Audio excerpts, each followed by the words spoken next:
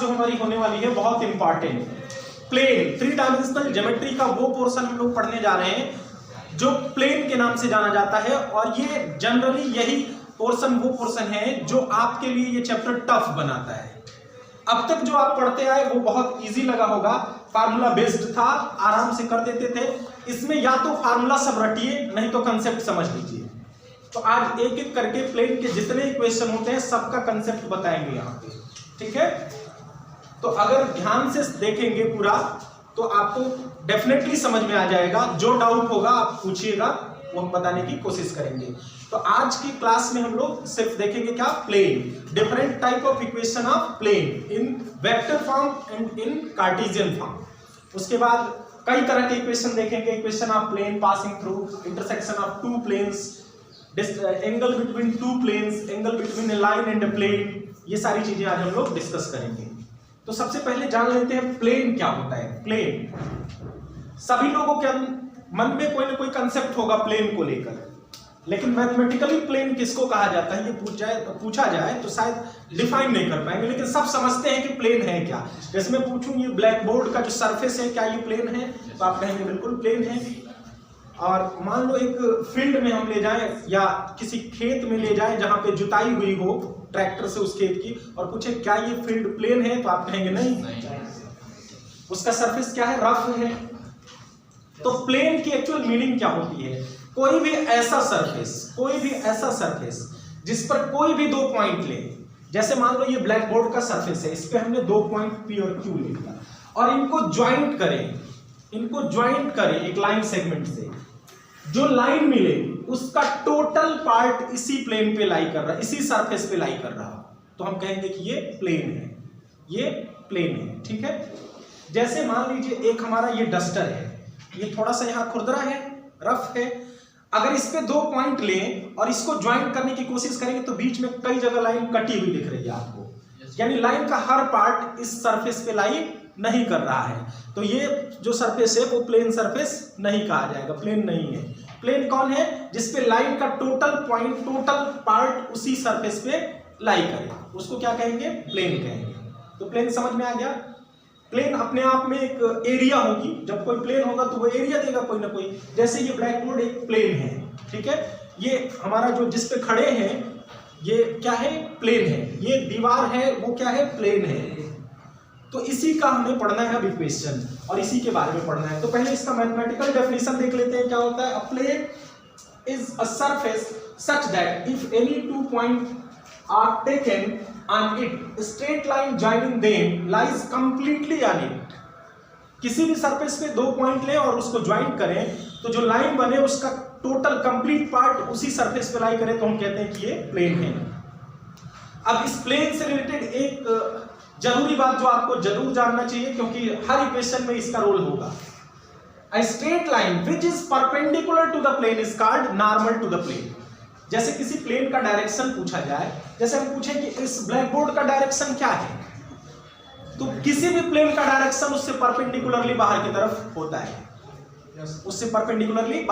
होता है, आपने फिजिक्स में भी शायद पढ़ा होगा, एरिया वेक्टर पढ़ा है। तो किसी भी प्लेन से अगर परपेंडिकुलर एक लाइन खींचेंगे तो उसको क्या कहेंगे, नॉर्मल टू द प्लेन।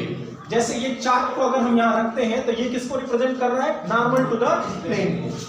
अब इस ब्लैक बोर्ड पे जितने पॉइंट्स होंगे सबके परपेंडिकुलर होगा ये, क्योंकि एक प्लेन पे जितने पॉइंट लेंगे नॉर्मल उन सब पर क्या होगा, परपेंडिकुलर होगा, उसी को कहेंगे नॉर्मल टू द प्लेन। तो ये प्लेन का जो बेसिक डेफिनेशन था वो हुआ। अब हम इक्वेशन ऑफ प्लेन पढ़ेंगे। तो पहले नॉर्मल का एक जनरल इक्वेशन हम देख लेते हैं। जनरल इक्वेशन ऑफ प्लेन क्या होगा, general equation of straight line पढ़ा है। जैसे टू डायमेंशन से हम इसको कोऑर्डिनेट करके पढ़ा रहे हैं कि टू डायमेंशन में जो बातें हम लोग पढ़े थे, जो चीजें पढ़ी थी, वही थ्री डायमेंशन में अब यहाँ पढ़ रहे हैं। तो हमें थोड़ा डिफिकल्ट लग रहा है क्योंकि एक अलग से यहाँ पे पूरा एक डायमेंशन आ गया। पहले टू ही डायमेंशन में पढ़ते थे, थ्री डायमेंशन में एक स्पेस में सब कुछ पढ़ रहे हैं। तो टू डायमेंशन में जनरल इक्वेशन ऑफ लाइन क्या होता था, ax plus by plus c is equal to 0, यही होता था ना, ax plus by plus c is equal to 0। तो सोचो अगर एक नया डायरेक्शन और आ गया, एक और कोऑर्डिनेट आ गया, तो अब जब एक कोऑर्डिनेट आ गया तो अब लाइन नहीं रहेगी, अब क्या रहेगा, प्लेन रहेगा। प्लेन रहेगा तो उसका जनरल इक्वेशन क्या होना चाहिए, ax plus B Y plus C Z plus D equal to 0 R equal to D. ये क्या होता है, जनरल इक्वेशन ऑफ प्लेन होता है। जनरल इक्वेशन ऑफ प्लेन इसको कहते हैं। अब ये कैसे आया, कहां से आया, इन सब के बारे में अब पढ़ने चल रहे हैं। ठीक है, तो माइनस डी इक्वल टू 0 लिखिए या इक्वल टू प्लस डी लिखिए, वो कांस्टेंट है, चाहे प्लस में लिखिए चाहे माइनस में लिखिए, कुछ भी हो सकता है। अब equation of plane in normal form हम लोग पढ़ेंगे। Equation of plane in normal form, normal form में प्लेन का इक्वेशन क्या होता है। तो इसके लिए देखिए नॉर्मल यहां पे आया है ना, नॉर्मल फॉर्म। तो सबसे पहले हम कंसीडर कर लेंगे कि एक कोई प्लेन है, ठीक है, एक प्लेन है और यहां से ये ओरिजिन है, ये सपोज कर लो एक्स एक्सिस वाई एक्सिस और ये जेड एक्सिस। यहां से इस प्लेन के परपेंडिकुलर एक लाइन जा रही है, उसी को क्या कहेंगे, नॉर्मल टू द प्लेन कहेंगे ना।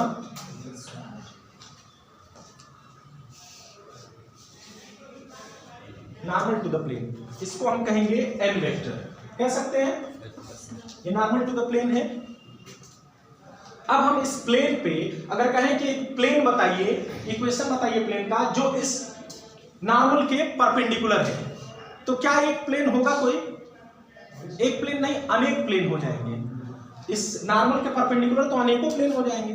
जैसे हम कहें इस क्लास में से किसी एक स्टूडेंट को बताइए, तो अनेकों स्टूडेंट है। जैसे मैं कहूं कि हमें प्राइज देना है, हम किसी एक स्टूडेंट को देना चाहते हैं, खड़े हो जाओ तो सभी खड़े हो जाएंगे, हम प्राइज लेंगे।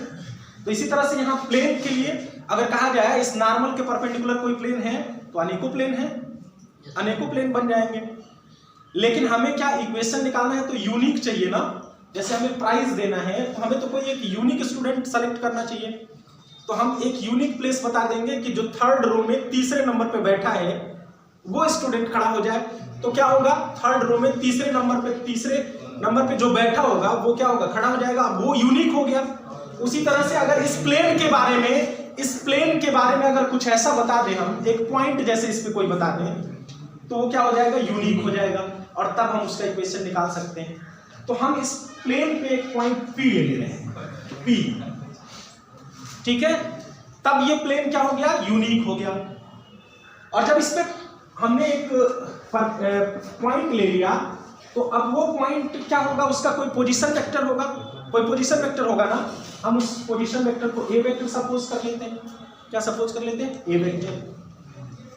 और इस पर एक मूवेबल पॉइंट ले लेते हैं। जैसे जनरली जब भी हमको इक्वेशन निकालना होता है तो हम एक्स वाई जेड लेते हैं। कुछ X Y Z means variable point होता है, जो वेरी करता है, वो फिक्स नहीं रहता है, वो वेरी करने वाला पॉइंट है, वेरिएबल से डिनोट हो रहा है। तो इसी तरह से यहाँ एक वेरिएबल पॉइंट कोई हम ले लेते हैं आर या क्यू, कुछ भी ले लेते हैं, ठीक है। अब ये जो होगा, इससे इसको ज्वाइंट करेंगे, तो इसका पोजीशन वेक्टर जो होगा उसको हम किससे डिनोट करेंगे, मूवेबल पॉइंट के पोजीशन वेक्टर को किससे डिनोट करते हैं, आर वेक्टर से, आर वेक्टर होगा ये। अब अगर हम पी और आर को ज्वाइंट कर दें तो पी आर वेक्टर कितना मिलेगा, बताइए, पी आर वेक्टर कितना मिलेगा, हमने पढ़ा हुआ है O R vector minus OP vector, यही होगा ना। पी आर वेक्टर निकालना है तो OP vector minus O R vector, O R vector minus OP vector. O R vector कितना है, आर वेक्टर है, आर का पोजीशन वेक्टर आर है, माइनस ओपी वेक्टर को हमने सपोज क्या किया हुआ है, ए वेक्टर। और मान लीजिए कि हमने ये दे दिया कि इस पॉइंट की डिस्टेंस ओरिजिन से है डी, कितना है, डी, इसकी ओरिजिन से डिस्टेंस कितनी है, डी। तब हमारा ये हो गया P R vector is equal to R vector minus A vector. अब देखो यहाँ पे थोड़ा सा हमको इक्वेशन चाहिए, तो हम यहाँ पे कुछ करने वाले हैं। पी आर में और इस एन वेक्टर में कोई रिलेशन है, पी आर में और इस एन वेक्टर में कोई रिलेशन है। देखो ये प्लेन पे है दोनों पॉइंट, ये दोनों पॉइंट प्लेन पे है ना, तो ये लाइन भी इसी प्लेन में होगी पी आर। और ये ओ एन जो है एन वेक्टर इस पूरे प्लेन के परपेंडिकुलर है, तो इस लाइन के भी परपेंडिकुलर होगा, होगा ना। अब हमें परपेंडिकुलरिटी से एक कंडीशन याद आया जहां हम लोग ज्यादातर यूज करते हैं, क्या है कि दो वेक्टर अगर परपेंडिकुलर है तो उनका डॉट प्रोडक्ट क्या आता है, जीरो आता है। तो क्या हम ऐसा लिख सकते हैं P R vector dot N vector is equal to 0 लिख सकते हैं पी आर वेक्टर और एन वेक्टर दोनों परपेंडिकुलर हैं, तो दोनों का डॉट प्रोडक्ट क्या आएगा 0। पी आर वेक्टर की वैल्यू कितनी है R vector minus A vector, यही है ना, और ये है N vector is equal to 0। अब देखो ए वेक्टर को हम क्या लिख सकते हैं, हमने कहा कि इस वेक्टर का इसका पोजीशन वेक्टर है ए वेक्टर और इसका डिस्टेंस है डी, तो हम इसको ये लिख सकते हैं क्या आर वेक्टर माइनस, अब देखो इसकी पोजीशन, अब ये एन वेक्टर कोई वेक्टर है तो ये इसका जो यूनिट वेक्टर होगा वो क्या दिखाएगा, इसका डायरेक्शन बताएगा ना, किसी भी वेक्टर का यूनिट वेक्टर उसके डायरेक्शन को बताता है। जैसे आई कैप किसको दिखा रहा है एक्स एक्सिस के डायरेक्शन को, तो अगर यहां पे हम एन कैप इंटू डी लिखें तो चलेगा क्या, डिस्टेंस डी है और एन की डायरेक्शन में है तो एन कैप इंटू डी लिख सकते हैं, वेक्टर इज इक्वल टू लिख सकते हैं ना, यहां लिख देंगे एन कैप इंटू डी,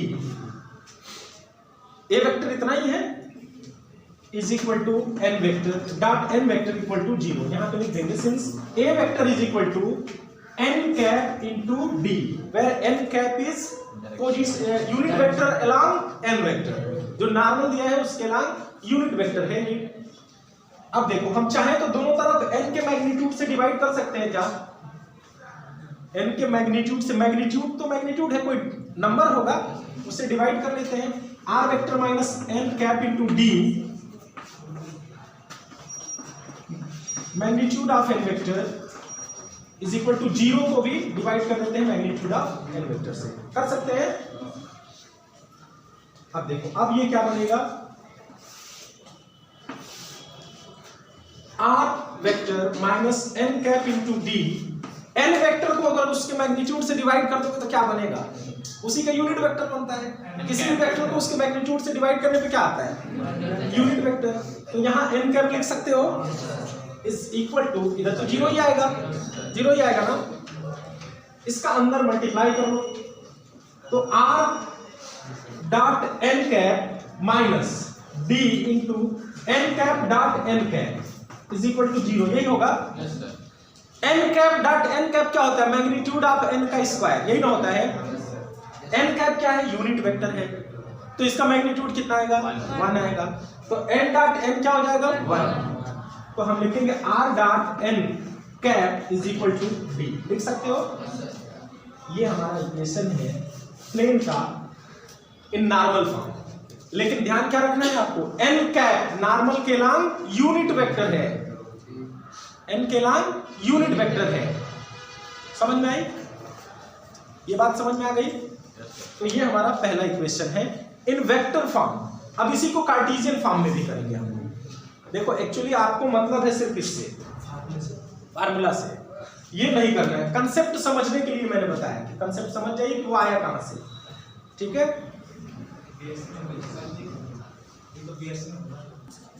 इन कार्टेशियन फॉर्म में अगर इक्वेशन हमें चाहिए तो हमने पहले भी आपसे बताया है, कार्टेशियन फॉर्म के लिए क्या करते हैं, सिंपल है बहुत, बस आर वेक्टर की जगह पे आपको क्या रखना है, X I cap plus Y Z cap plus Z K cap. हमारा वेक्टर इक्वेशन क्या है, R dot N cap is equal to D, यही है ना, तो हम रखेंगे R vector is equal to X into I cap plus Y into J cap plus Z into K cap, क्योंकि ये एक मूवेबल पॉइंट है, वेरिएबल पॉइंट है, तो वेरिएबल पॉइंट को ऐसे ही दिखाएंगे ना।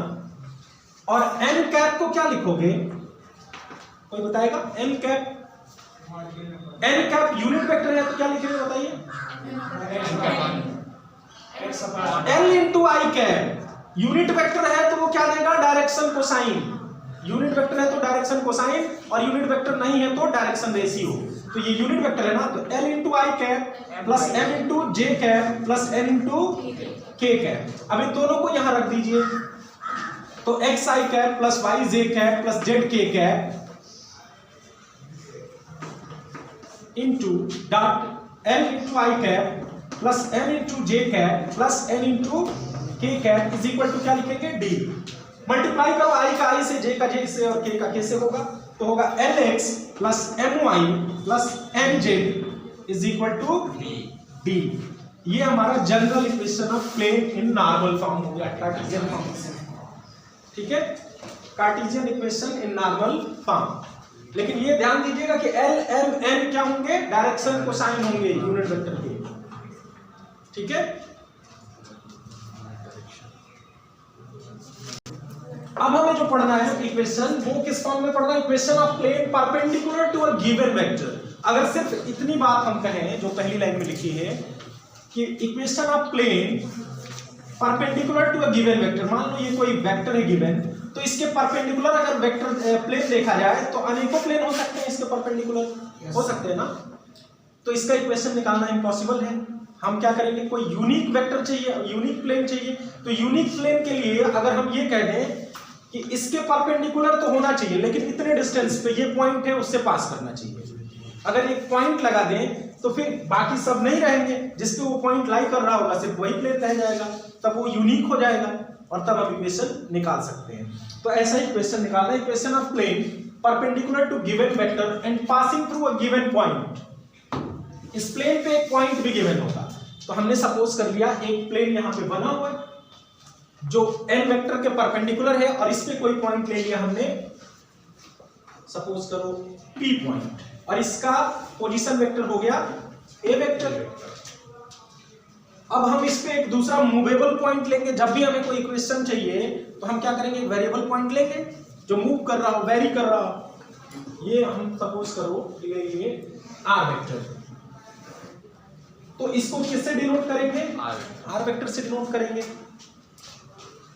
अब अगर पी आर हम निकालना चाहें फिर तो क्या होगा, P R is equal to क्या होगा, P R vector is equal to O R minus OP vector. O R कितना है, R vector minus A vector. अब हमें ये पता है कि पी आर वेक्टर परपेंडिकुलर है एन वेक्टर के, है ना, ये तो गिवन है। तो अगर ये दोनों परपेंडिकुलर है तो फिर वही कहानी दोहराना है, क्या होगा, इनका डॉट प्रोडक्ट 0 आएगा। तो लिखेंगे P R vector dot N vector is equal to 0। P R कितना है, R vector minus A vector dot N vector is equal to 0। ये आपका वेक्टर इक्वेशन हो गया। ध्यान ये रखना है, दोनों में बड़ा कंफ्यूजन है, वहां एन कैप होता है और यहाँ एन वेक्टर। तो जब परपेंडिकुलर डिस्टेंस गिवन है ओरिजिन से डी, तब हम कौन सा फार्मूला अप्लाई करेंगे, एन कैप वाला, यानी जो भी वेक्टर दिया रहेगा पहले उसका यूनिट वेक्टर निकालेंगे, फिर r dot n cap is equal to d लिखेंगे।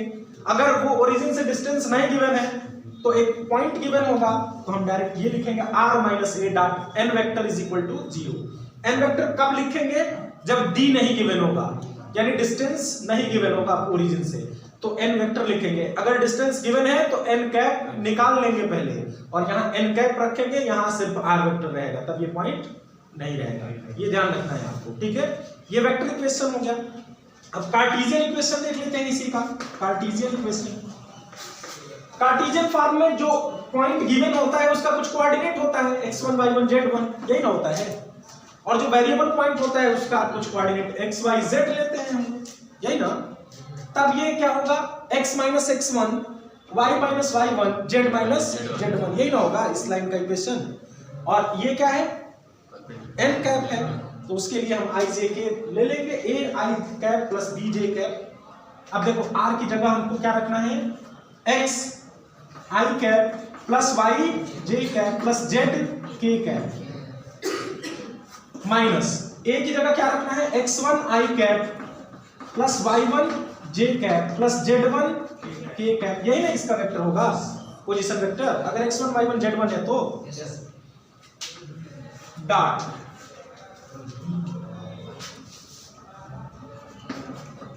n की जगह क्या रखना है, n वेक्टर है जब, तो वहां अब l i cap m j cap n k cap नहीं होगा, अब तो वहां कुछ डायरेक्शन रेशियो होगा। हम सपोज कर लेते हैं वो क्या है, a i cap plus b j cap plus c k cap is equal to 0।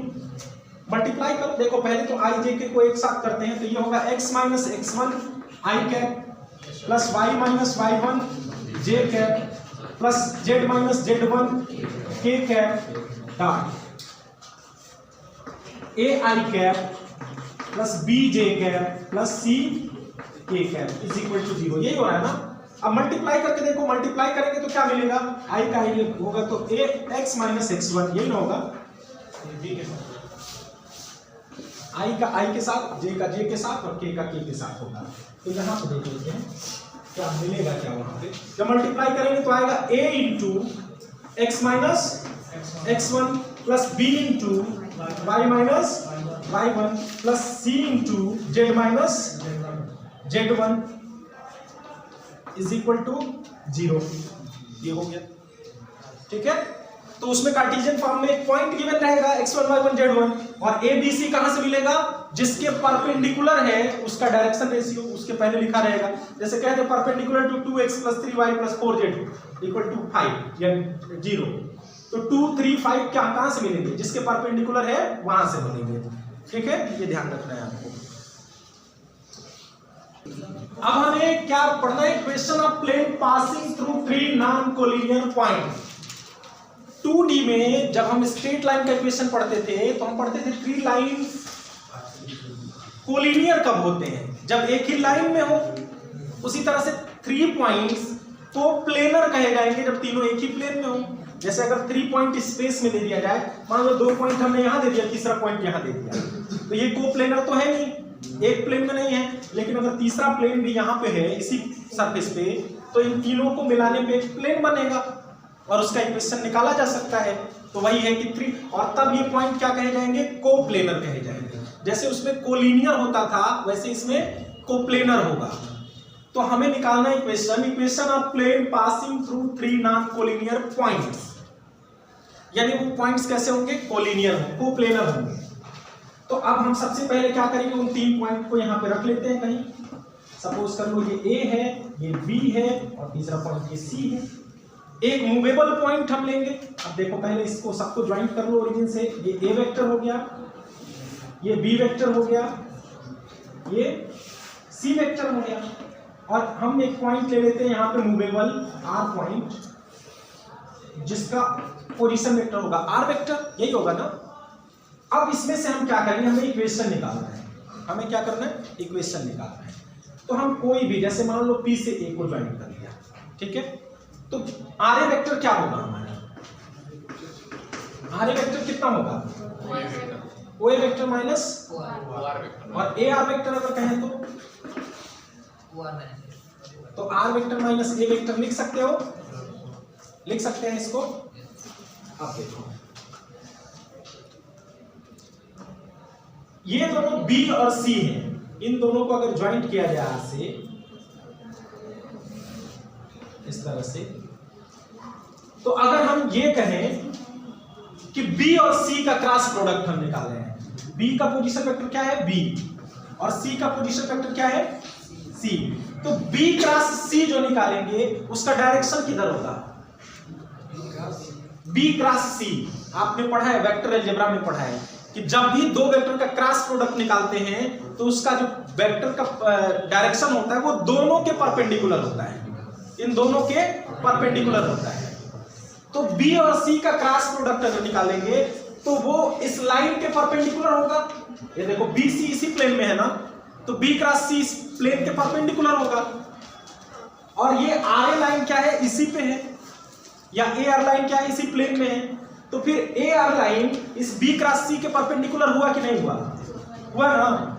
तब हम कह सकते हैं कि B cross C dot R minus A is equal to 0 हो सकता है, हो सकता है, होगा ना। R माइनस A एक लाइन बना रहा है, एक वेक्टर बना रहा है, और B क्रॉस C जो हम निकाल रहे हैं वो इस प्लेन के परपेंडिकुलर है, और ये इसी प्लेन में है। जब कोई लाइन किसी प्लेन में बनेगा तो प्लेन में ही रहेगा ना। हमने जो B क्रॉस C निकाला उसका डायरेक्शन ये है, यही है ना, और जो ये RA लाइन है वो तो इसी पे है, तो इस लाइन के परपेंडिकुलर हुआ कि नहीं हुआ।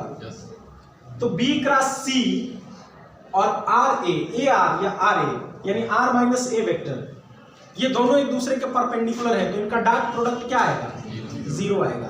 तो एक इक्वेशन बन गया, R minus A dot B cross C is equal to 0। the equation of plane passing through three non-collinear points. Sorry b minus a नहीं, b क्रॉस a नहीं, c मतलब लेना है। पहले हमें ये निकालना है,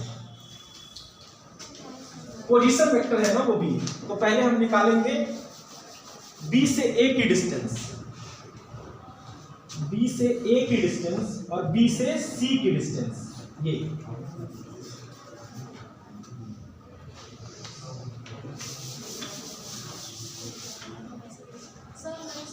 हाँ चलिए देखिए, ए आर जो वेक्टर है, एक वेक्टर हुआ ए आर वेक्टर, दूसरा सेम प्लेन में ए बी वेक्टर हुआ और एक बी सी वेक्टर हुआ या ए सी वेक्टर हुआ ये तीन वेक्टर हुए।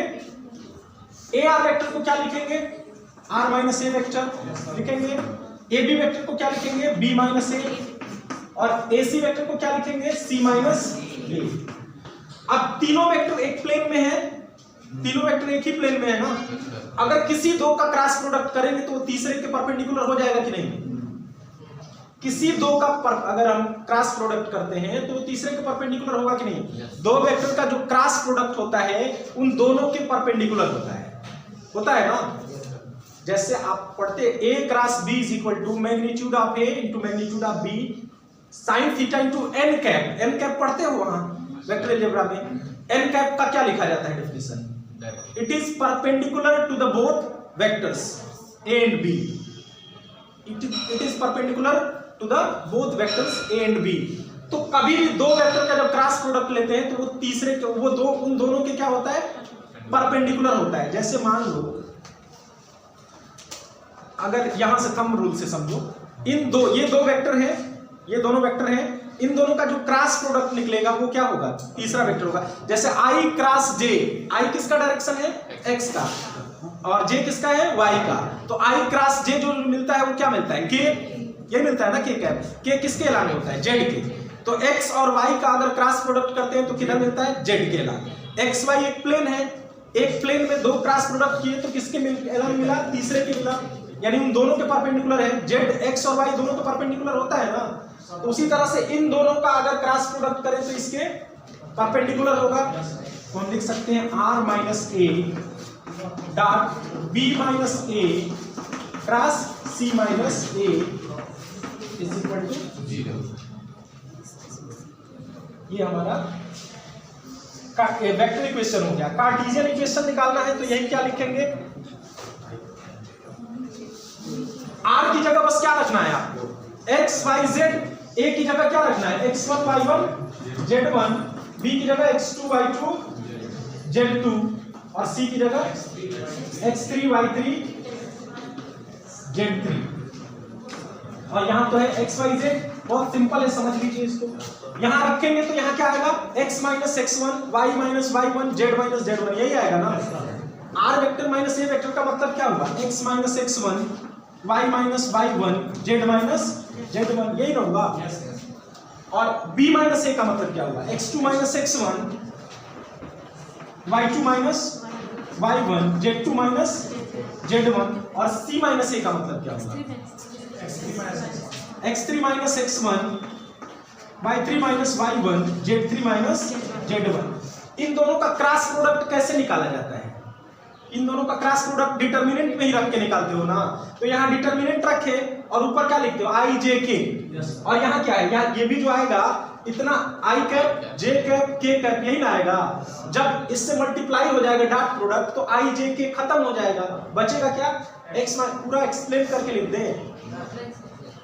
तो ये अब मॉडुलस वैल्यू बन गया इक्वल टू 0। तो कार्टेशियन फॉर्म में निकालना है तो ऐसे निकाल लेंगे, समझ में आई बात। ये क्या है, x minus x1 i cap, यहाँ i कैप था, ठीक। ये y minus y1 j cap, z minus z1 k cap यहाँ इसकी जगह था ना, और इसकी जगह क्या था, i j k ऊपर था, और नीचे क्या था, x minus x1 y x2 minus x1 y2 minus y1 z2 minus z1 x3 minus x1 y3 minus y1 z3 minus z1। जब हमने डॉट प्रोडक्ट किया तो i j k खत्म हो गया, i डॉट i 1 हो गया, j डॉट j 1 हो गया, k डॉट k 1 हो गया, और इक्वेशन क्या मिल गया, ये मिल गया। तो ये कार्टेशियन इक्वेशन हो गया, ठीक है। अब आगे plane passing through intersection of two points, और इंटरसेप्ट फॉर्म में भी इसी को पढ़ना है। Intercept form of the equation of plane. देखो हर चीज को कोरिलेट करके पढ़ो। 2 डायमेंशन में पढ़ते थे क्या, equation of line in intercept form पढ़ते थे। क्या होता था, x upon a plus Y upon B is equal to 1। बस यहाँ पे एक एक्सिस इंक्रीज हो जाएगा, बस x upon a plus Y upon J b plus Z upon c is equal to 1। ये इंटरसेप्ट फॉर्म है। कैसे आया समझ लेते हैं। सपोज करो कि ये प्लेन x एक्सिस को a00 पे इंटरसेक्ट कर रहा है। जब किसी एक्सिस को इंटरसेक्ट करेगा तो वहां कोई एक ही कोऑर्डिनेट नॉन जीरो होगा, बाकी के 2 कोऑर्डिनेट जीरो हो जाएंगे। y एक्सिस को 0b0 पे और z एक्सिस को 0,0 पे इंटरसेक्ट कर रहा है। ये इंटरसेप्ट है, प्लेन का इंटरसेप्ट है एक्सिस पे।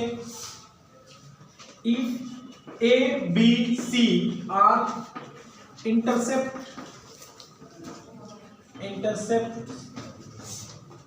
made by a plane on x axis, y axis and z axis, then equation of plane अब कैसे आ रहा है। जनरल इक्वेशन ऑफ प्लेन क्या है Sahil, general equation of plane क्या है, ax plus B Y plus C Z is equal to D. यही है ना। यहाँ स्मॉल डी तब लिखते हैं जब ये सब यूनिट वेक्टर होते हैं। अब हमें करना क्या, जब x एक्सिस को a00 पे इंटरसेक्ट कर रहा है तो यहाँ पे a आएगा, बाकी दोनों 0। तब अगर इसमें पुट करें a00 पे इंटरसेप्ट है, यानी a00 प्लेन पे लाई कर रहा है, तो इसको सेटिस्फाई करना चाहिए। तब क्या मिलेगा, a into a plus 0 equal to D. यही मिलेगा ना। यहां से कैपिटल A की वैल्यू क्या मिलेगी, d by A.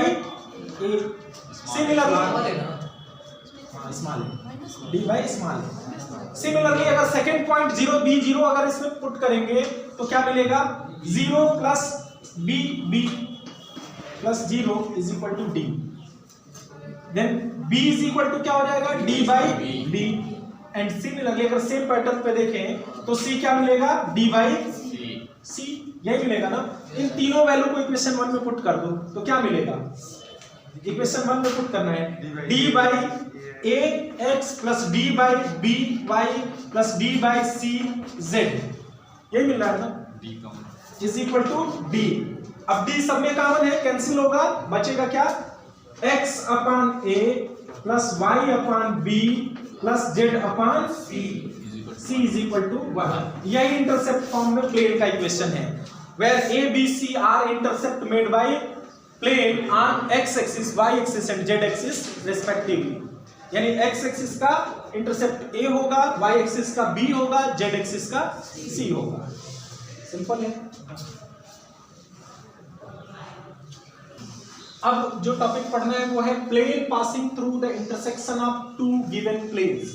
2 plane given रहेंगे, उनके इंटरसेक्शन से पास करने वाले प्लेन का इक्वेशन निकालना है। जैसे मान लो ये एक प्लेन ये हो गया, दूसरा प्लेन ये हो गया, इन दोनों के इंटरसेक्शन से एक तीसरा प्लेन ये जा रहा है।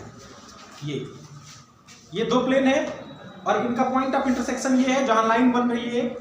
जब 2 प्लेन कहीं इंटरसेक्ट करते हैं तो वहां एक लाइन बनती है और उससे ये तीसरा प्लेन पास कर रहा है। इसका इक्वेशन चाहिए, इसका निकालना है। तो बहुत सिंपल प्रोसीजर है इसका, जैसे यहां शो करके दिखाया गया है। अगर फर्स्ट प्लेन को हम π1 से डिनोट करें, π1 या p1, सेकेंड प्लेन को π2 से डिनोट करें और थर्ड जो इनके इंटरसेक्शन से पास करने वाला प्लेन है π3, उसका इक्वेशन फाइंड करना है। तो बहुत सिंपल है। क्या होता है वो इक्वेशन, π1 प्लस लेमडा π2, ठीक है, π1 प्लस लेमडा π2। अब π1 कैसे होगा, किस फॉर्म में इक्वेशन होगा, या तो वेक्टर फॉर्म में लिखा गया होगा तो ऐसे होगा r dot n1 cap is equal to t1, यही ना होगा। और दूसरा प्लेन होगा r dot n2 cap is equal to t2। तो सिंपली आपको इक्वेशन ऑफ प्लेन कैप है n cap, equation of plane passing through intersection of these planes इन दोनों प्लेन्स के इंटरसेक्शन से पास करने वाले प्लेन का इक्वेशन होगा r dot n1 plus lambda r dot n2 is equal to d1 plus lambda d2। यानी ऐसे लिख सकते हो r dot n1 cap plus lambda into n2 cap is equal to d1 plus lambda into d2। ये हो गया आपका vector form. और अगर यही कार्टेशियन फॉर्म में रहेगा तो किस फॉर्म में रहेगा? a1x plus b1y plus c1z is equal to d1 and a2x plus b2y plus c2z equal to d2। यही जनरल इक्वेशन गिवन रहेगा ना दो प्लेन का, और इनके इंटरसेक्शन से पास करने वाले प्लेन का इक्वेशन निकालना रहेगा तो वो होगा x a1 plus lambda a2 plus y b1 plus lambda b2 plus z c1 plus lambda c2 is equal to d1 plus lambda d2। यही आएगा इक्वेशन। अब आप सोच रहे होंगे ये लेमडा कहां से आ गया, लेमडा की वैल्यू क्या रखेंगे? तो जब भी ऐसा इक्वेशन पूछेगा तो उससे रिलेटेड एक कम से कम एक क्लू आपको जरूर दिया रहेगा। या तो ये दे देगा कि plane is passing through given point, कोई पॉइंट दे देगा कि इस पॉइंट से पास कर रहा है, तो जिस पॉइंट से पास कर रहा है एक्स वाई जेड की जगह उसकी वैल्यू रख देंगे। इसमें जिस पॉइंट से पास कर रहा है वो, या इसमें अगर वेक्टर फॉर्म में होगा तो ये गिवन रहेगा कि परपेंडिकुलर टू गिवन प्लेन, किसी प्लेन के परपेंडिकुलर है तो उसके साथ इसका डॉट प्रोडक्ट निकालेंगे, किसके इक्वल रख देंगे? जीरो के इक्वल।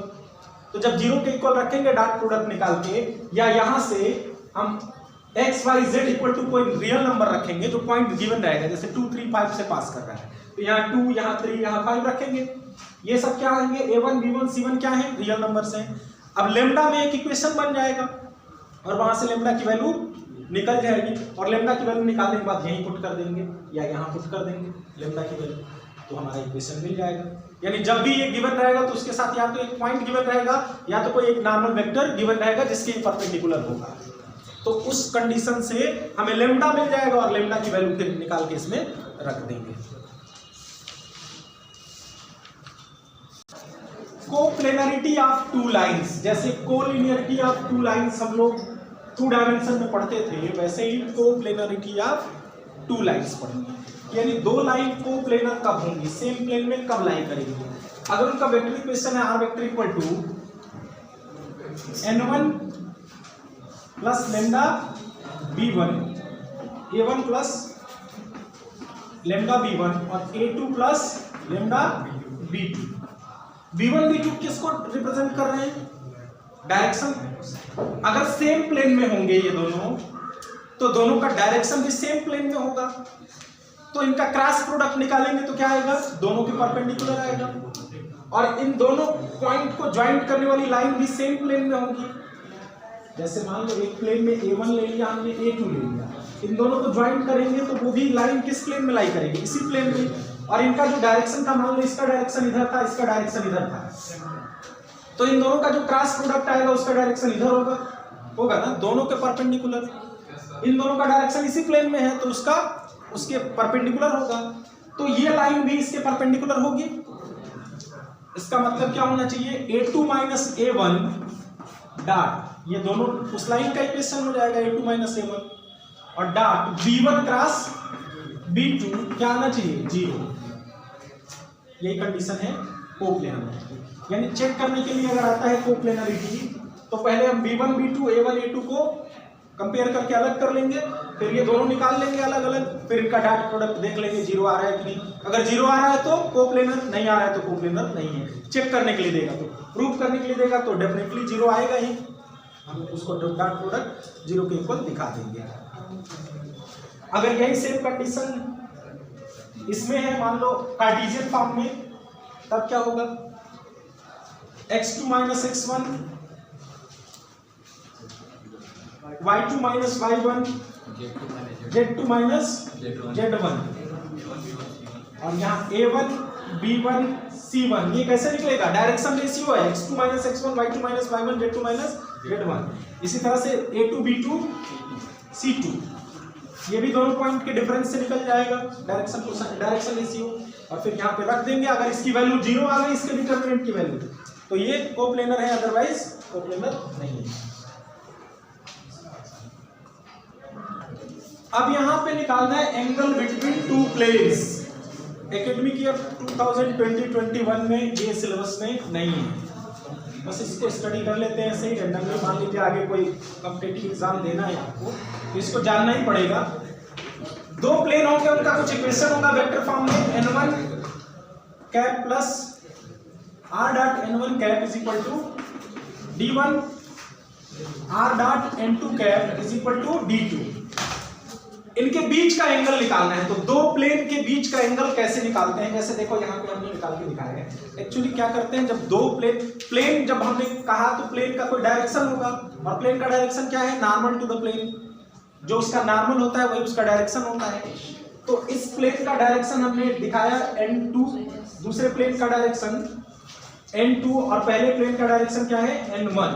दोनों प्लेन के नॉर्मल दिए गए, तो नॉर्मल के बीच में जो एंगल बन जाएगा, नॉर्मल के बीच में दोनों के डायरेक्शन के बीच का ही एंगल निकालना है ना। तो डायरेक्शन कौन दिखाता है? n दिखाता है। तो पहले का दिखाएगा n1 कैप, दूसरे का डायरेक्शन n2 कैप। तो दोनों के बीच में जो एंगल बन रहा है वही क्या होगा? Angle between two planes. तो एंगल बिटवीन टू वेक्टर्स का जो फार्मूला होता है वही एंगल बिटवीन टू प्लेन के लिए लगा लेंगे हम, क्योंकि यहाँ क्या निकाल रहे हैं? दोनों के नॉर्मल के बीच का एंगल निकाल रहे हैं, और नॉर्मल क्या होता है? वेक्टर होता है। तो क्या होता है formula? cos theta equal to n1 dot n2 upon magnitude of n1 magnitude of n2। ये फार्मूला होगा cos थीटा का। और यहाँ वेक्टर लिखना होगा, वेक्टर है। अगर यूनिट वेक्टर होता तो फिर डिवाइड नहीं करना पड़ता, यहाँ भी वेक्टर ही लिखिए।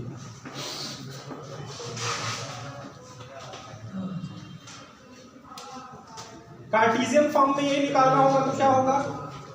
कार्टेशियन फॉर्म में दो प्लेन के इक्वेशन होंगे, a1x plus b1y plus c1z plus d1 is equal to 0, a2x plus b2y plus c2z equal plus d2 equal to 0। तो यहाँ cos थीटा इक्वल टू क्या होगा?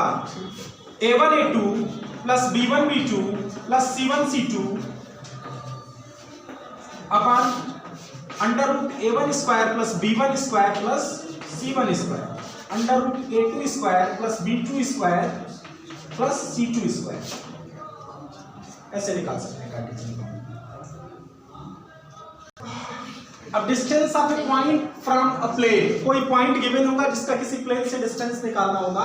Distance of plane r dot n cap is equal to d from point a vector. जो कोई point होगा तो उसका कुछ पोजीशन वेक्टर होगा। तो एक्चुअली इसमें करेंगे क्या, जिस पॉइंट से पास कर रहा है, जिस पॉइंट से हमें निकालना है, वहां भी एक प्लेन बनाएंगे और उस प्लेन से दूसरे प्लेन की डिस्टेंस निकालेंगे। तो इसका डायरेक्ट फार्मूला ही बता देते हैं, टाइम कम है इस वजह से। Distance d is equal to होगा magnitude of d minus n dot a। ये कार्टेशियन फॉर्म में हो जाएगा n cap dot a। n cap i j k में होगा कुछ, a जो पॉइंट गिवन रहेगा उसका भी पोजीशन वेक्टर क्या होगा, i j k में होगा। जब डॉट प्रोडक्ट निकालेंगे तो i j k खत्म हो जाएगा, और d भी रियल नंबर, ये भी रियल नंबर, दोनों का डिफरेंस जो आएगा वो रियल नंबर होगा, और रियल नंबर में ही कुछ यूनिट आएगा distance between point and plane. और कार्टेशियन फॉर्म में यही किसी पॉइंट x1 y1 z1 से पूछा जाएगा। प्लेन का इक्वेशन होगा ax plus by plus cz is equal to d। तो इसके लिए डिस्टेंस होगा ax1, ये पॉइंट्स इस पे रख दिए जाएंगे xyz की जगह, by1 cz1 upon under root a square plus b square plus c square. थोड़ा सा बस उसको लिख देते हैं, बस चलो स्टार्ट कर देंगे।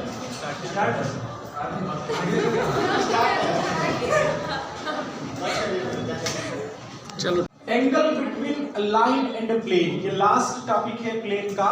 इसको देख लेते हैं। किसी लाइन और किसी प्लेन के बीच का एंगल निकालना है। सपोज करिए ये कोई लाइन है और ये प्लेन है, इनके बीच का एंगल निकालने का मतलब कि सबसे पहले हम प्लेन का डायरेक्शन कैसे चेक करते हैं, प्लेन का डायरेक्शन उसका नॉर्मल बताता है। तो नॉर्मल के साथ अगर ये थीटा एंगल बना रहा है तो प्लेन के साथ कितना एंगल बनेगा, 90 माइनस थीटा, क्योंकि नॉर्मल प्लेन पे क्या होता है, परपेंडिकुलर होता है। तो किसी प्लेन और लाइन के बीच का एंगल हमेशा क्या होता है, कॉम्प्लीमेंट्री एंगल होता है लाइन और नॉर्मल के बीच के एंगल का। अगर लाइन और नॉर्मल के बीच का एंगल थीटा है तो लाइन और प्लेन के बीच का एंगल कितना होगा, 90 माइनस थीटा, उसको फाई से भी डिनोट कर सकते हैं। कास थीटा अगर निकालना चाहे तो कास थीटा क्या होगा, अब देखिए यहां पे एक लाइन है और दूसरा प्लेन है, तो लाइन का इक्वेशन किस फॉर्म में होता है, इक्वेशन ऑफ लाइन होगा, equation of line R vector is equal to A plus lambda B vector, A vector plus lambda B vector. और प्लेन का इक्वेशन क्या होगा, equation of plane R vector dot N cap या dot N vector is equal to D. अब इनके बीच का angle निकालना है तो कास थीटा का फार्मूला क्या होगा, cos theta is equal to B dot N upon magnitude of B, magnitude of N. B बता रहा है प्लेन का डायरेक्शन, एन बता रहा है, बी बता रहा है लाइन का डायरेक्शन और एन बता रहा है प्लेन का। तो अब हमें निकालना है इसका कॉम्प्लीमेंट्री एंगल। तो कास हमें क्या पता है, कास 90 माइनस थीटा क्या होता है, कास 90 माइनस थीटा इक्वल टू होता है साइन थीटा। इसी को हम फाई कह सकते हैं, इस थीटा को क्या कह सकते हैं, फाई कह सकते हैं।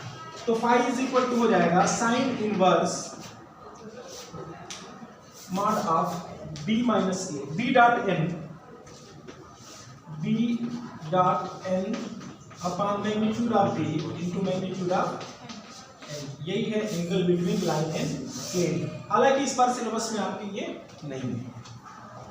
अब हम लोग एक्सरसाइज के क्वेश्चन करेंगे।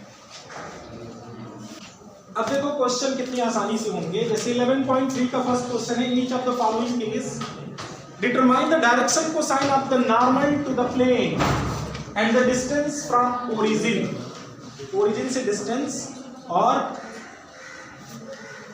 डायरेक्शन कोसाइन फाइंड करना है। इक्वेशन गिवन है सिर्फ z इक्वल टू 2, तो पहले स्टैंडर्ड फॉर्म में करिए, इसको लिख सकते हो 0 into x plus 0 into y plus 1 into z equal to 2। अब इसको हमें क्या करना है, कंपेयर करना है, डायरेक्शन कोसाइन निकालना है।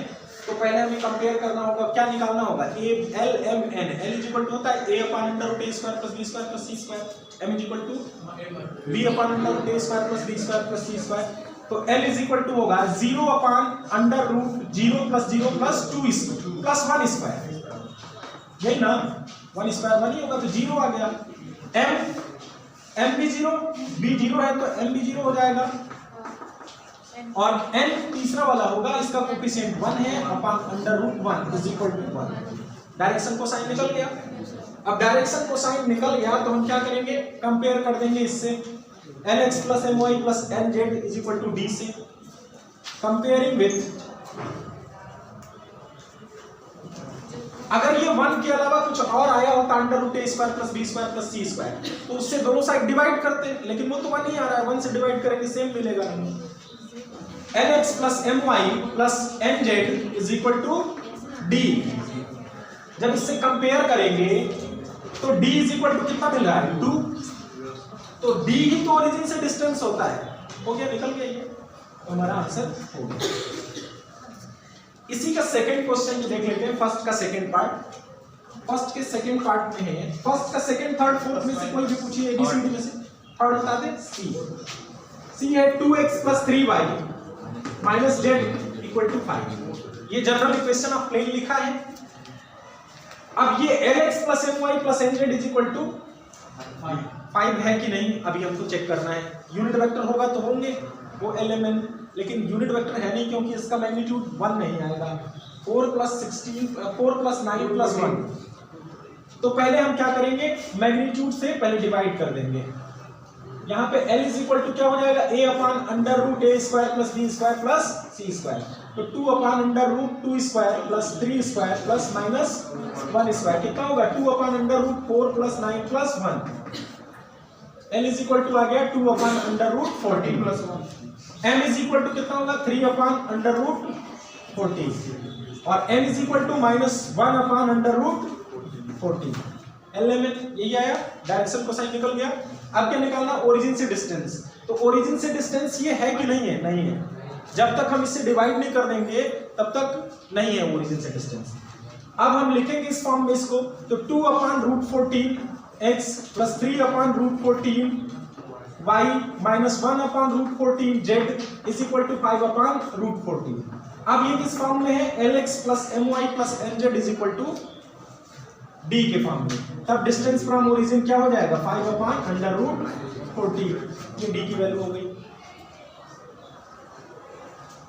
सेकंड क्वेश्चन है, find the vector equation of the plane which is at distance of 7 units from the origin. तो ओरिजिन से डिस्टेंस गिवन है, मतलब क्या गिवन है, स्मॉल d। वही ना ओरिजिन से डिस्टेंस होता है, तो वो हमने 7 यूनिट नोट कर लिया। एंड द नॉर्मल टू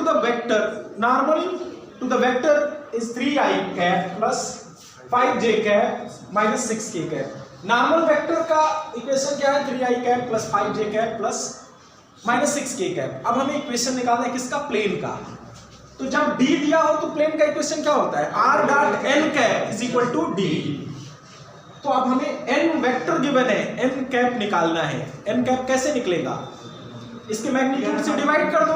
तो पहले हम मैग्नीट्यूड ऑफ n वेक्टर निकालेंगे, कितना आएगा 9 प्लस 25 प्लस 36 कितना है 70।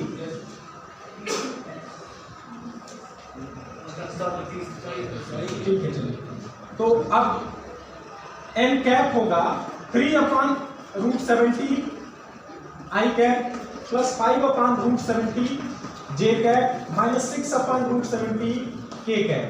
ये यूनिट वेक्टर निकल गया। Hence equation of plane is, plane का इक्वेशन क्या होगा, r डॉट, r को तो आगे लिखते हैं, n cap means 3/√70 i cap plus 5/√70, चाहे तो √70 1/√70 को कॉमन भी कर सकते हो, minus 6/√70 k cap is equal to d कितना है 7। ये हमारा वेक्टर इक्वेशन हो गया। कार्टेशियन इक्वेशन तो नहीं पूछ रहा है, वेक्टर इक्वेशन ही पूछा है। नेक्स्ट क्वेश्चन, अब क्वेश्चन नंबर 3 देखेंगे। Find the cartesian equation of the following planes. Plane का वेक्टर इक्वेशन गिवन है और कार्टेशियन इक्वेशन निकालना है। तो कार्टेशियन फॉर्म में कन्वर्ट करने के लिए हम क्या पुट करते हैं, r की जगह xi cap plus yj cap plus zk cap. तो ये हो जाएगा xi cap plus yj cap plus zk cap dot i cap plus j cap minus k cap is equal to 2। अब डॉट प्रोडक्ट होता है तो i का i के साथ, j का j के साथ, k का k के साथ, और i dot i, j dot j, k dot k 1 हो जाएगा। तो यहाँ कितना होगा x, यहाँ y और यहाँ minus z is equal to 2। यही हमारा कार्टेशियन इक्वेशन, सिंपल है, बस एक स्टेप में हो जाएगा। फोर्थ क्वेश्चन में क्या कह रहा है, in the following case find coordinate of foot of perpendicular drawn from the origin. अब एक प्लेन का इक्वेशन लिखा है और फुट ऑफ परपेंडिकुलर फाइंड करना है। अब इसको थोड़ा सा समझिए कि इसमें पूछ क्या रहा है। जैसे क्वेश्चन अगर समझ में आ गया तो आसानी से लिख लेंगे, अगर यही नहीं समझ में आएगा कि ये क्या है और कैसे निकालना है तो फिर नहीं सॉल्व हो पाएगा। जैसे यहाँ पे कोई प्लेन है, ठीक है, और यहाँ से जो ओरिजिन से इसमें परपेंडिकुलर है उसका फुट निकालना है, यानी यहाँ पे जहाँ पे ये मिल रहा है ओरिजिन से ये परपेंडिकुलर नॉर्मल के साथ, ये प्लेन के साथ, उसका कोऑर्डिनेट क्या है वो हमें निकालना है। तो ओरिजिन से ये डिस्टेंस क्या कहलाता है, डी कहलाता है ना। अगर हमें उसका डायरेक्शन कोसाइन मिल जाए तो बस डायरेक्शन कोसाइन डायरेक्शन दे देगा, और डिस्टेंस तो पता ही है। तो कोऑर्डिनेट क्या क्या होते हैं, एक्स वाई जेड 3 कोऑर्डिनेट होते हैं। तो एक्स के अलोंग डायरेक्शन कोसाइन क्या होता है L, जो x एक्सिस का डायरेक्शन कोसाइन है वो क्या है L, और y एक्सिस के लॉन्ग m, और z एक्सिस के लॉन्ग m। तो डायरेक्शन मिल गया, डिस्टेंस मिल गया, तो डिस्टेंस इनटू डायरेक्शन मिला देंगे तो क्या बनेगा, कोऑर्डिनेट बनेगा। एक कोऑर्डिनेट, एक पॉइंट या एक लोकेशन क्या बताता है, किसी पॉइंट का ओरिजिन से डिस्टेंस कितना है और डायरेक्शन क्या है, बस यही बताता है ना। तो हमें बस यही निकालना है, डायरेक्शन कोसाइन निकाल के और यहाँ लिख देना है l d m d n d. अगर ये निकल गया तो यही है हमारा कोऑर्डिनेट। और फुट ऑफ परपेंडिकुलर इसी को कहेंगे, अगर यहां से परपेंडिकुलर ड्रॉ करेंगे तो परपेंडिकुलर का पैर कहां जाएगा, इसी पे जाएगा, इस प्लेन पे। तो यही फुट ऑफ परपेंडिकुलर है, यही निकालना है। तो किसी तरह से अगर हम ये निकाल लें इसमें से एल एम एन, तो एल एम एन निकाल लेंगे तो डी भी निकल जाएगा। तो पहले इसको लिख लेते हैं इस फॉर्म में, 2x + 3y + 4z = 12। अब a = डायरेक्शन रेशियो है अभी, तो ये a = 2 है, b = 3 है, c = 4 है। ये कैपिटल D है, ये ध्यान रखना, ये कैपिटल D 12 है। हमें स्मॉल d चाहिए, ओरिजिन से डिस्टेंस चाहिए। तो पहले L निकालेंगे, L क्या होगा, 2/√2² + 3² + 4², 2/√29। इसी तरह से m होगा 3/√29 और n होगा 4/√29। तो हम क्या करेंगे, √29 से सभी को डिवाइड कर ले रहे हैं कि ये L बन जाए, ये M बन जाए, ये N बन जाए। अगर ये L M N होंगे तो ये डेफिनेटली क्या होगा, स्मॉल d होगा, क्योंकि प्लेन का इक्वेशन तब क्या बनेगा, Lx + My + Nz = small d। तो हम √29 से सभी को डिवाइड कर ले रहे हैं इक्वेशन को। 2/√29 x + 3/√29 y + 4/√29 z = 12/√29। तो L हो गया 2/√29, M हो गया 3/√29 और N हो गया 4/√29 and D = 12/√29। Hence foot of perpendicular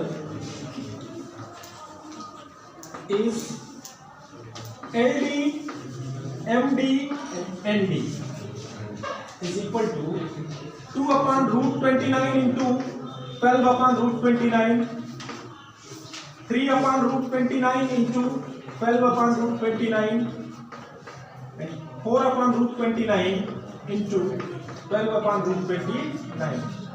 तो क्या बनेगा ये 24/29, 36/29 and 48/29। यही है foot of perpendicular, coordinate of foot of perpendicular. Question number 5 है, find the vector in cartesian equation of plane. इसमें दो क्वेश्चन है, फर्स्ट हम करवा देते हैं। That passes through 1 0 -2 and normal to the plane i cap + j cap - k cap. अब देखो वेक्टर इक्वेशन निकालना है और कार्टेशियन इक्वेशन जिसमें प्लेन किसी एक पॉइंट से पास हो रहा है और दूसरे के नॉर्मल है। तो ऐसा इक्वेशन कौन सा था, r - a dot n vector = 0, यही था ना। a वेक्टर कौन होता है, जिससे पास हो रहा हो प्लेन। तो a वेक्टर यहाँ क्या है हमारे लिए, i कैप + 0 j कैप। तो j कैप को नहीं लिखेंगे, -2 k कैप, यही है ना a वेक्टर। नॉर्मल किसके है, उसको n वेक्टर से डिनोट करते हैं। n वेक्टर कितना है, i + j - k। तो इक्वेशन क्या होगा, equation is r - a i cap -2 j cap -2 k cap dot i cap + j cap - k cap = 0। यही इक्वेशन है हमारा।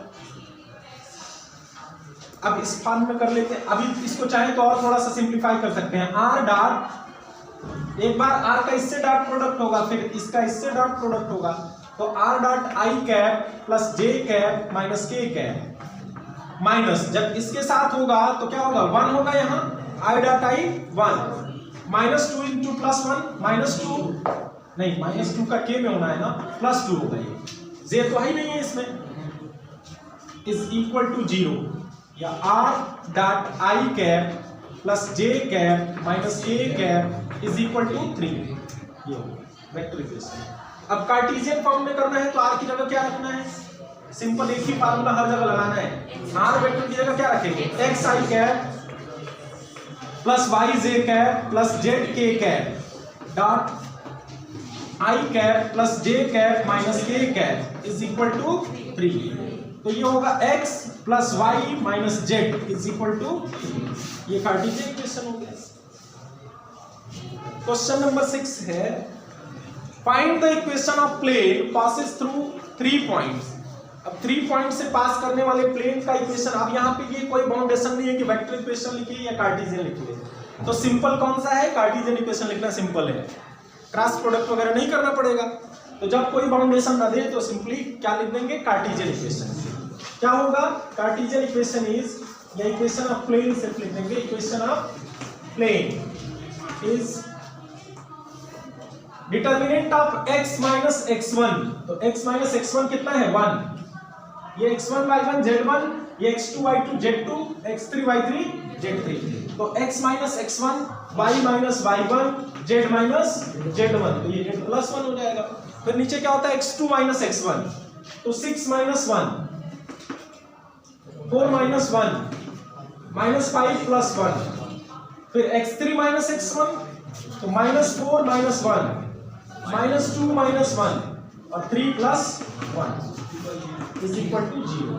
x minus 1 y minus 1 z plus 1 और ये हो गया 5 3 माइनस 4 माइनस 5 माइनस 3 प्लस 4। इसका डिटर्मिनेंट निकाल दोगे, आ जाएगा। डिटर्मिनेंट निकालने आता है ना साहब, ऐसे कर देना है।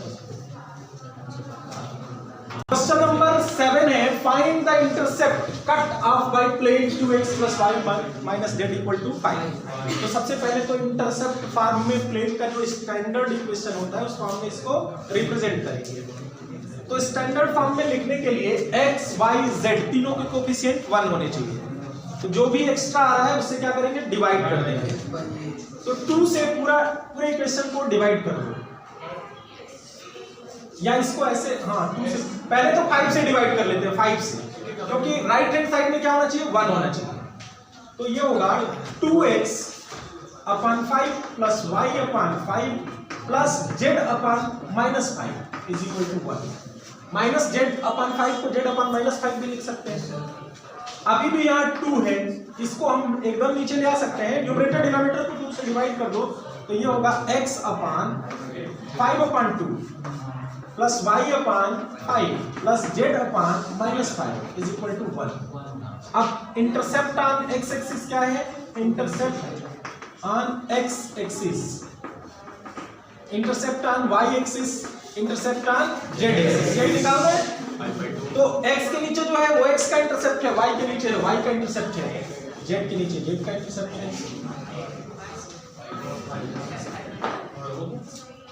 सिंपल है। क्वेश्चन नंबर 8 है find the equation of plane with the intersection of 3 on y, intercept 3 on y axis. y axis को सिर्फ काट रहा है, x o z के पैरेलल है, मतलब उन दोनों को काटेगा ही नहीं। तो इक्वेशन ऑफ प्लेन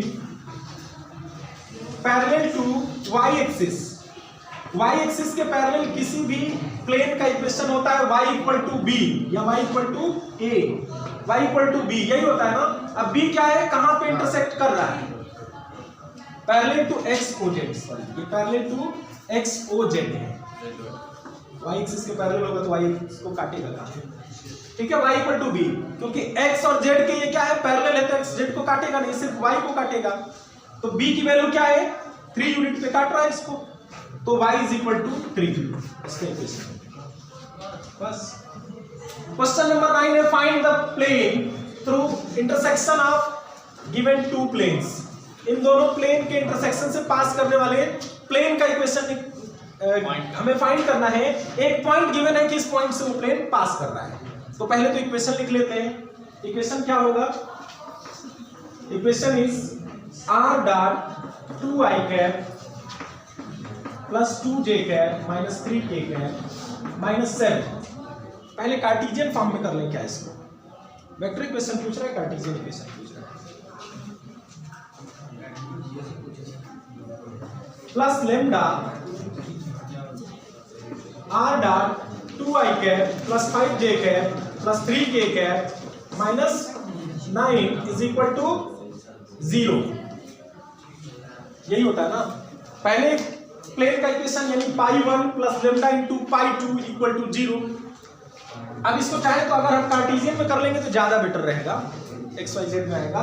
ये क्या होगा 2x plus 2y minus 3j, यही होगा ना, और माइनस 7 कार्टेशियन में चेंज करना है, plus lambda into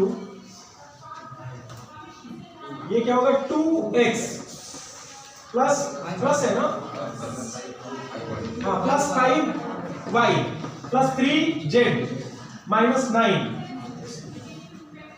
is equal to 0।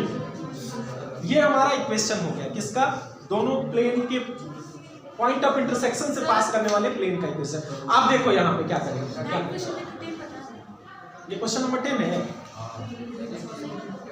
Find the equation, अच्छा तो हमने गलत लिख लिया है। चलिए क्वेश्चन नंबर 10 और 9 एक ही जैसा है, ठीक है। क्वेश्चन नंबर 9 10 सिमिलर क्वेश्चन है, उसमें कार्टेशियन इक्वेशन ऑलरेडी दे रखा है, इसमें वेक्टर इक्वेशन है। 213 पॉइंट सही है ना, हाँ ठीक है। चलिए आप देखिए क्या करेंगे, जिस पॉइंट से ये पास कर रहा है वो पॉइंट इसको सेटिस्फाई करना चाहिए। लिख देंगे सिंस इट passes through 213 से पास कर रहा है, तो यहाँ पे x equal to 2 y equal to 1 और z इक्वल टू 3 पुट करेंगे तो लेमडा की वैल्यू निकल जाएगी। ये होगा 4 plus 2 minus 9 minus 7 plus lambda into 4 plus 5 plus 9 minus 9 is equal to 0। ये कितना होगा 4 to 6 और 6 माइनस 16 माइनस 6 माइनस 16 कितना होगा माइनस 10, उधर जाएगा प्लस 10, तो लेमडा इक्वल टू हो गया 10 अपान 4 प्लस 9 प्लस 9, ये तो कट जाएगा 9 होगा 10 अपान लेमडा की वैल्यू आ गई 10 अपान 9। अब लेमडा की ये वैल्यू यहाँ पे बस पुट कर देना है, यहाँ पे पुट कर देना है हमारा इक्वेशन। अब question number 11, find the equation of plane through intersection of given two planes. तो पहले इसका इक्वेशन क्या होगा x plus y plus z, पहले प्लेन का equation -1 plus lambda into 2x plus 3y plus 4z minus 5 is equal to 0। अब इसमें एक चीज और गिवन है, देखो पहले सभी x वालों को एक पास कर लेते हैं। x minus 1 minus 2 lambda, x 1 plus 2 lambda 1 plus 2 lambda, x y का कोफिशिएंट यहाँ 1 और यहाँ 3 लेमडा, और यहाँ z का कोफिशिएंट 1 और यहाँ plus 4 lambda. z is equal to किसके होगा, इधर होगा -1 और ये जाएगा उधर तो +1 बन जाएगा, और 5 लेमडा प्लस 1 इसके इक्वल होगा। Since this line, this plane is perpendicular to, इसके साथ भी एक कंडीशन दिया है परपेंडिकुलरिटी का। इसके पहले वाले में एक पॉइंट दे दिया था जिससे पास कर रहा था, इसमें परपेंडिकुलरिटी का कंडीशन दिया है। किसके परपेंडिकुलर है, x minus y plus z equal to 0। तो अगर ये दोनों प्लेन परपेंडिकुलर हैं तो इनके डायरेक्शन रेशियो का प्रोडक्ट का सम क्या आना चाहिए 0। A1 A2 means 1 plus 2 lambda into 1 plus B1 B2 1 plus 3 lambda into -1 plus C1 C2 1 plus 4 lambda into 1 is equal to क्या मिलना चाहिए 0। अब यहाँ से lambda की वैल्यू मिल जाएगी 1 plus 2 lambda minus 1 minus 3 lambda plus 1 plus 4 lambda is equal to 0। 4 to 6 minus 3 lambda, 1 minus 1 cancel हो गया, ये 1 उधर गया -1, lambda is equal to -1/3, -1/3। Lambda की वैल्यू कितनी मिल गई -1/3। लेमडा की ये वैल्यू कहाँ पुट कर दें, यहाँ पुट कर दें, यहाँ पुट कर दें, यहाँ पुट कर दें, या डायरेक्ट यहाँ पुट कर लो, इन तीनों में पुट कर लो, इतना तो कर सकते हो ना। अब क्वेश्चन नंबर 12 है, find the angle between the planes whose vector equations are given। यहाँ दो वेक्टर इक्वेशन गिवन है प्लेन का, उसके बीच का एंगल निकालना है। कल ही हम लोगों ने देखा था, कल ने मतलब इसी लेक्चर में देखा था पहले कि एंगल बिटवीन टू प्लेन्स क्या होता है, b1 dot b2 upon magnitude of b1 magnitude of b2 is equal to cos theta, यही होता है ना। तो यहाँ b1 कितना है 2i कैप पहले इक्वेशन से है, plus 2j cap minus 3k cap. तो मैग्नीट्यूड ऑफ b1 कितना हो जाएगा √4 प्लस 4 प्लस 9 √17 हो गया। b2 कितना है 3i cap minus 3j cap plus 5k cap. Magnitude of b2 कितना हो जाएगा 9 प्लस 9 प्लस 25 43 होगा ना। तो cos theta equal to b1 dot b2 b1 dot b2 upon magnitude of b1 magnitude of b2। तो b1 dot b2 पहले निकाल लेते हैं, यहाँ पे इनका डॉट प्रोडक्ट करेंगे तो क्या आएगा 2 3 जार 6 प्लस 2 3 जार माइनस 6 हो गया यहाँ, और 3 5 jar minus 15 upon √17 into √43। Finally ये क्या आया 15 upon √17 into √43। Hence theta is equal to cos inverse 15 upon √17 into √43। ये हो गया हमारा एंगल बिटवीन टू प्लेन्स।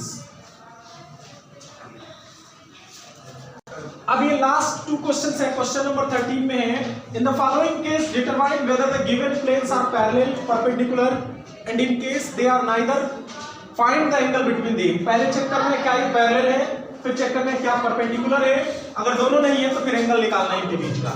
तो पैरेलल का कंडीशन क्या है a1 अपॉन a2 7 अपॉन 3 है, b1 अपॉन b2 5 अपॉन -1 है, और c1 अपॉन c2 कितना है 6 अपॉन -10। तीनों रेशियो इक्वल आ रहा है क्या, नहीं आ रहा है। Since a1 upon a2 not equal to b1 upon b2 not equal to c1 upon c2, this shows that these are not parallel, these are not parallel। Parallel वाला condition तो खत्म, पैरेलल नहीं है, अगर होता तो यही आंसर हमारा हो जाता। तब चेक करेंगे a1 a2 plus b1 b2 plus c1 c2 perpendicularity का कंडीशन यही है ना। 7 into 3 minus 5 into 1 minus 6 into 10। देखो तो ये कितना आ रहा है 21 minus 5 minus 60 not equal to 0, ये भी 0 के इक्वल नहीं आ रहा है, परपेंडिकुलर भी नहीं है, these are not परपेंडिकुलर। अब तीसरा कंडीशन एक ही बचता है कि एंगल निकाल दें इनके बीच का। तो cos थीटा इक्वल टू होता है a1 a2 plus b1 b2 plus c1 c2 upon √a1 square plus b1 square plus c1 square into √a2 square plus b2 square plus c2 square. तो इसके आगे काम तो कर ही लेंगे आप, a1 a2 b1 b2 c1 c2 निकाल ही चुके हो, ये दोनों निकाल के डिवाइड कर देना मॉड्यूलस में वैल्यू रख के। लास्ट क्वेश्चन है find the distance of plane from given point. Given point से डिस्टेंस ऑफ प्लेन फाइंड करना है। तो क्या होता है सिंपल, इसका फार्मूला है ax1 प्लस by1। डिस्टेंस क्या होगा ax1 3 इंटू एक्स की जगह क्या रखना है 0, या जो पॉइंट रहेगा वही रखना है, प्लस by1 यानी -4 इंटू 0 प्लस 12 इंटू 0, और इसको इधर ले आएंगे -3 d मार्ट में सब वैल्यू रहेगी upon √a square plus b square plus c square 3 square minus 4 square plus 12 square. अब इसको सॉल्व करने पे जितना भी आएगा न्यूमेरिकल वैल्यू वही इसके बीच की डिस्टेंस हो जाएगी। और इस तरह से आपका ये चैप्टर आज फिनिश हुआ। अब नेक्स्ट लेक्चर हम लोगों का होगा प्रोबेबिलिटी। वीडियो अच्छा लगे तो सब्सक्राइब कर दीजिएगा, लाइक कर दीजिएगा।